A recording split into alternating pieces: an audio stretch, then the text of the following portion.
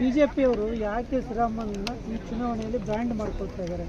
Sir ಅವ್ರು ಹೆಂಗ್ sir brand ಮಾಡ್ಕೊಳ್ತಾರೆ? ಶ್ರೀರಾಮಚಂದ್ರ ಹಿಂದೂಗಳ ಆರಾಧ್ಯ ದೈವ ಸರ್. ಏನು ಬಿಜೆಪಿಯವರ ಆರಾಧ್ಯ ದೈವನ?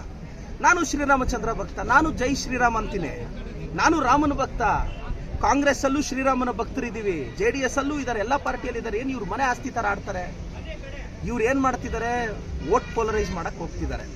ಮನೆಗೆ ಹೋಗಿ ಪಾಂಪ್ಲೆಟ್ ಕೊಡ್ತಿದ್ದಾರೆ. ರೀ, ನೀವೇನು ಪಾಂಪ್ಲೆಟ್ ಕೊಟ್ಟಿದ ತಕ್ಷಣನೇನ್ರಿ ರಾಮನ ಬಗ್ಗೆ ನಮಗೆ ಭಕ್ತಿ ಬರೋದು? ನಮಗೆ ಮೊದಲಿಂದ ಹುಟ್ಟದಾಗಿಂದ ನಮಗೆ ರಾಮನ ಭಕ್ತಿ ಇದೆ, ಹನುಮಂತನ ನಾವು ಪೂಜಿಸ್ತೀವಿ.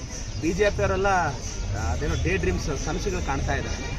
ಇಲ್ಲಿ ಅವ್ರಿಗೆ 5ರಿಂದ 6 ಸೀಟ್ ಬಂದರೆ ಹೆಚ್ಚೆಚ್ಚು ಬಿಜೆಪಿಯವರಿಗೆ. ನಾವು 20 ಸೀಟ್ ಗೆಲ್ತೀವಿ. ಬಿಜೆಪಿಯವರು ಯಾಕೆ ಶ್ರೀರಾಮನ್ನ ಈ ಚುನಾವಣೆಯಲ್ಲಿ ಬ್ರ್ಯಾಂಡ್ ಮಾಡ್ಕೊಳ್ತಾ ಇದ್ದಾರೆ? ಸರ್ ಅವ್ರು ಹೆಂಗ್ ಸರ್ ಬ್ರ್ಯಾಂಡ್ ಮಾಡ್ಕೊಳ್ತಾರೆ? ಶ್ರೀರಾಮಚಂದ್ರ ಹಿಂದೂಗಳ ಆರಾಧ್ಯ ದೈವ ಸರ್. ಏನು ಬಿಜೆಪಿಯವರ ಆರಾಧ್ಯ ದೈವನ? ನಾನು ಶ್ರೀರಾಮಚಂದ್ರ ಭಕ್ತ, ನಾನು ಜೈ ಶ್ರೀರಾಮ್ ಅಂತೀನಿ. ನಾನು ರಾಮನ ಭಕ್ತ. ಕಾಂಗ್ರೆಸ್ ಅಲ್ಲೂ ಶ್ರೀರಾಮನ ಭಕ್ತರಿದ್ದೀವಿ, JDS ಅಲ್ಲೂ ಇದ್ದಾರೆ, ಎಲ್ಲ ಪಾರ್ಟಿಯಲ್ಲಿ ಇದ್ದಾರೆ. ಏನು ಇವ್ರು ಮನೆ ಆಸ್ತಿ ತರ ಆಡ್ತಾರೆ? ಇವ್ರು ಏನ್ ಮಾಡ್ತಿದ್ದಾರೆ? ವೋಟ್ ಪೋಲರೈಸ್ ಮಾಡಕ್ ಹೋಗ್ತಿದ್ದಾರೆ. ಮನೆಗೆ ಹೋಗಿ ಪಾಂಪ್ಲೆಟ್ ಕೊಡ್ತಿದ್ದಾರೆ. ರೀ, ನೀವೇನು ಪಾಂಪ್ಲೆಟ್ ಕೊಟ್ಟಿದ ತಕ್ಷಣನೇನ್ರಿ ರಾಮನ ಬಗ್ಗೆ ನಮಗೆ ಭಕ್ತಿ ಬರೋದು?